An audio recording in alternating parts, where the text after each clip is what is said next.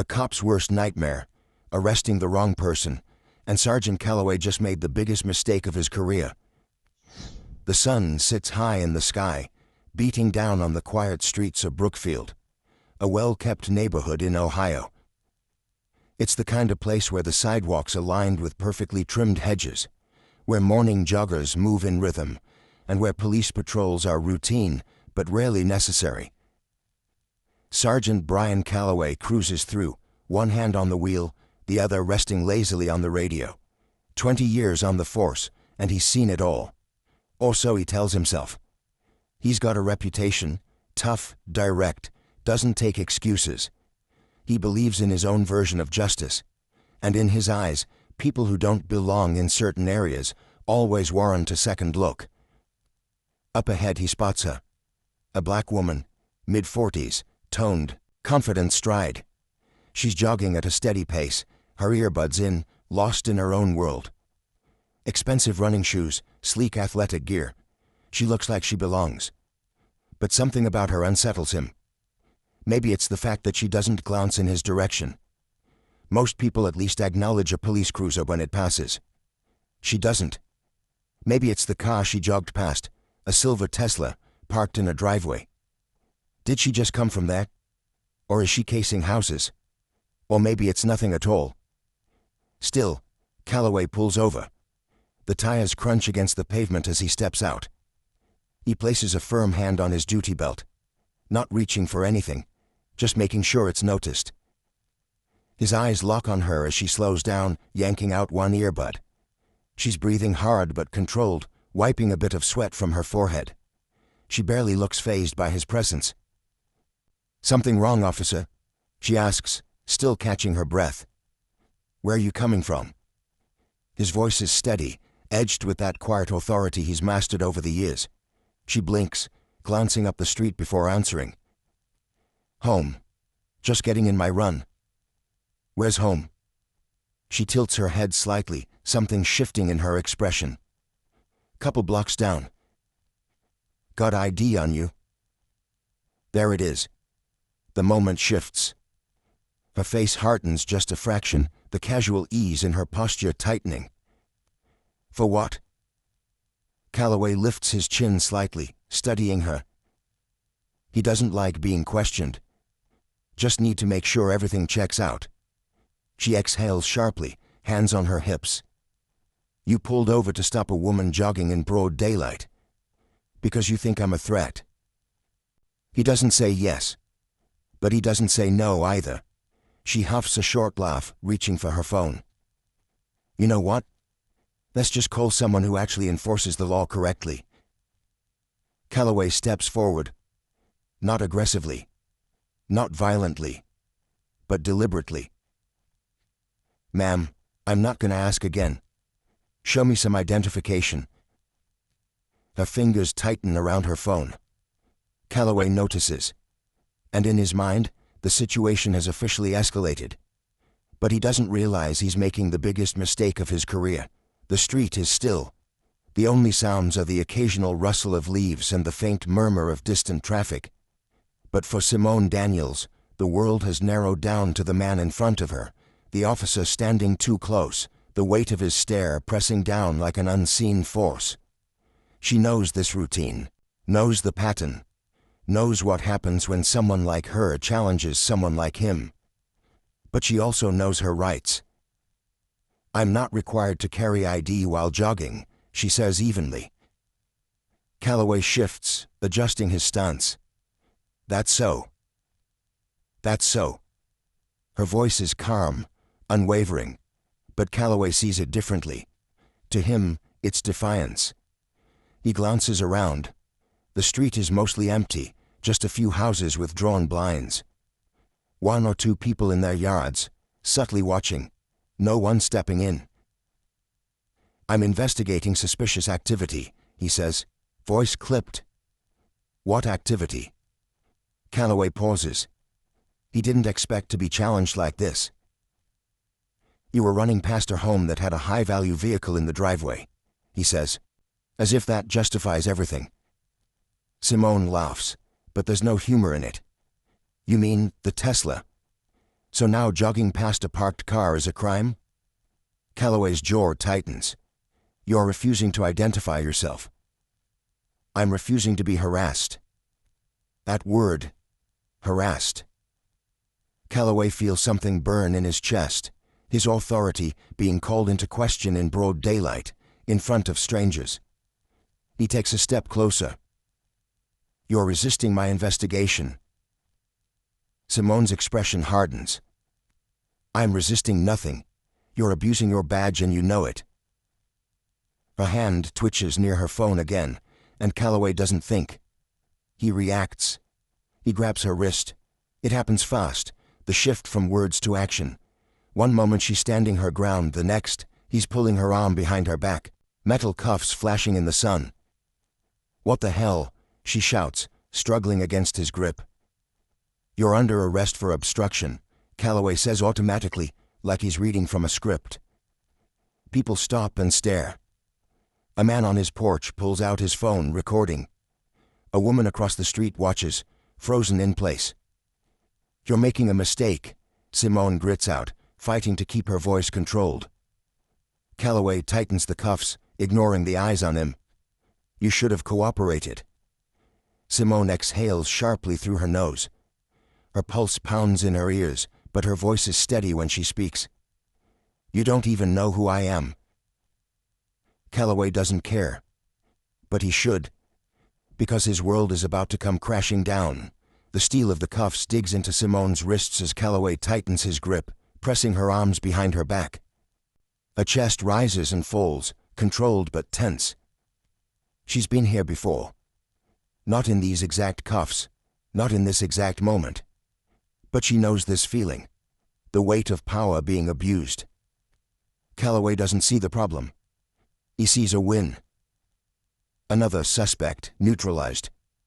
Another moment where he gets to walk away feeling like he's in control. But the world around him is shifting. A small crowd is forming. A man across the street keeps recording, his phone steady, capturing every second. A woman standing near her mailbox calls out. She wasn't doing anything. Calloway ignores them. He presses his radio. Dispatch, I have a 10:15, female suspect, refusing to identify herself. Sending for transport. Simone laughs under her breath. You really think this is gonna go your way, huh? Calloway doesn't respond. He doesn't need to. The law is on his side. Or at least, that's what he's always believed. Another voice cuts through the air. Excuse me, officer. What's going on here? A man in his 50s, well-dressed, with an air of authority that doesn't match the rest of the bystanders. His suit jacket is slung over one shoulder, and his eyes flick from Simone to Calloway. Calloway doesn't flinch. Sir, please stand back. The man doesn't move. Instead, he looks at Simone, then at the cuffs, then back at Calloway. I asked what's going on. She was being uncooperative, Calloway says, his voice firm but slipping, just slightly. The man tilts his head. Uncooperative. Simone exhales sharply, shaking her head. He stopped me while I was jogging. Asked for ID. I told him I didn't need to carry one. Now, here we are. The man looks back at Calloway. You arrested her. For jogging. She refused to comply with an investigation. The man's expression darkens. That's so. Calloway can feel the shift. The weight in the air is different. He notices the way people are watching. The way the man standing in front of him isn't afraid. A black SUV pulls up. Tinted windows. Unmarked plates. The kind of vehicle Calloway knows belongs to someone with pull. The driver's door opens, and out steps Captain Ronald Briggs, Calloway's commanding officer. And he looks pissed. The crowd parts just slightly as Briggs strides toward them, his eyes locked on Calloway. The tension is thick. Calloway straightens, trying to maintain his stance of control. But something feels off. Briggs stops a few feet away, glancing between Calloway and Simone, who is still in cuffs. His jaw tightens, and then he says two words that hit Calloway like a sledgehammer. Uncuff her. Calloway blinks. Sir? Briggs steps forward. I said, Uncuff her, now. Calloway hesitates. This doesn't make sense. His boss is ordering him to release a suspect. Briggs turns to Simone. I'm so sorry, Mama, you hurt. Simone shakes her head slowly. I'm fine. Calloway's stomach sinks. Briggs exhales through his nose before turning back to Calloway. Do you even know who you just put in handcuffs? The street is silent. Calloway swallows. His grip on the cuffs loosens just slightly. Sir.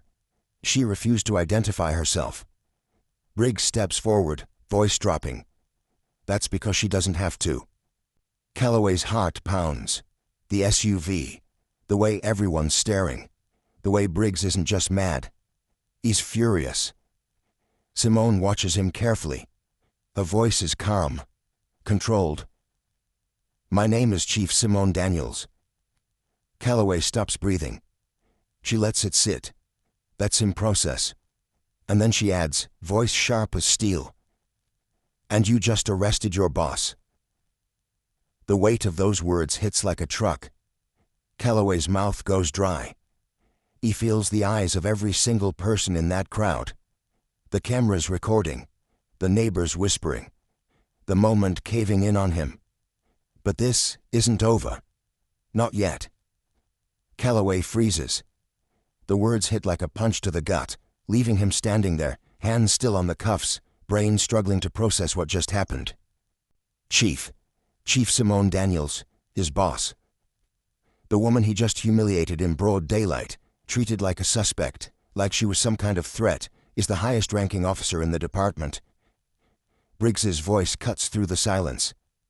I said uncuff her. Now. Calloway doesn't hesitate this time. His hands fumble slightly as he releases the cuffs, stepping back as Simone rubs her wrists. The red marks left behind make his stomach turn.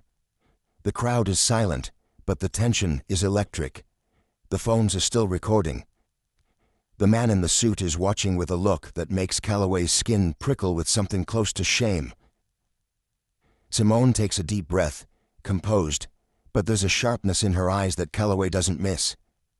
She rolls her shoulders before turning to face him directly. You think your badge gives you the right to stop whoever you want? Her voice isn't raised, but it cuts through the air like a blade. You think jogging while black is a crime? Calloway opens his mouth, then closes it. He has nothing. No justification. No excuse that won't sound weak. Simone tilts her head, watching him carefully. I watched you make a decision today. I watched you decide I didn't belong here. You didn't know who I was, and that was all you needed to see me as a suspect. Calloway shifts his weight, his face hot, but he can't break eye contact. Simone steps closer, her voice lower now, just for him. You put your hands on me. You humiliated me. You were ready to throw me in the back of a squad car over nothing. And if I were anyone else, if I weren't in this uniform, you know exactly how this could have ended. Calloway swallows. His hands twitch at his sides. She leans in slightly. How many others have you done this to? That question hits him harder than anything else, because the answer isn't zero. Briggs steps in, his voice firm. Sergeant Calloway, you're relieved of duty until further notice. Hand over your badge and gun. The words sting. Calloway's fingers hover over his belt, his pride warring with the reality in front of him. The moment stretches, too long, too thick with unspoken weight. And then, slowly, he unclips his badge. He places it in Briggs' waiting palm. Then his sidearm. His heart hammers in his chest, but he forces his face to stay neutral. Simone watches him for a long moment. There's no satisfaction in her expression, no smugness, just a quiet, heavy disappointment. She shakes her head, exhaling slowly. You need to take a long, hard look at yourself, Sergeant, because after today, everything changes. Calloway doesn't respond. What could he possibly say? The weight of his choices sits heavy on his chest as he steps away. The camera is still rolling, the crowd still whispering. But what haunts him most isn't losing his badge. It's the realization that today he didn't just make a mistake, he exposed himself. And there's no coming back from that. Calloway sits in his car staring at the steering wheel. The engine is off. His hands rest on his lap, fingers slightly curled, as if they still remember the weight of the cuffs he placed on her wrists. His badge and gun are gone. His career hanging by a thread. The air feels thick, suffocating. He finally looks up, watching the neighborhood unfold in front of him. The same quiet street, the same trimmed hedges, the same houses that looked so normal just an hour ago. But now, everything feels different. He watches as Chief Simone Daniels stands near her SUV, talking to Briggs. Her body language is controlled, but there's a fire in her eyes that he can't ignore. He sees the way the bystanders watch her, not as a suspect, not as a threat, but as a leader. The weight of what he did settles deep in his gut. For the first time in years, Calloway isn't sure of himself. He's prided himself on being a man of the law. He believed he was fair, that he only acted when necessary, that his instincts were always right. But today his instincts were wrong, and it cost him everything. Briggs finally finishes talking and heads toward his own vehicle.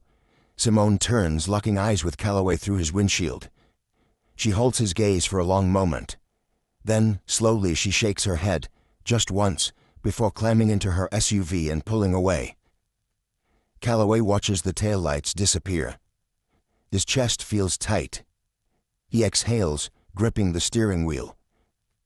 A year ago, he would have found a way to justify what happened, would have convinced himself that he was in the right, that she was just another person making a scene. But now he doesn't know. And that's what scares him the most. Power doesn't always come from a badge or a uniform. Sometimes it comes from knowing who you are and what you stand for. Calloway thought he was in control, thought he understood justice. But justice isn't about who holds the power. It's about how that power is used. How many times has this happened to someone who didn't have a title to protect them? How many people have been thrown into handcuffs for doing nothing at all? This story isn't just about one bad cop making a mistake. It's about a system that allows mistakes like this to keep happening. So the real question is, when will it stop? And who's willing to do something about it?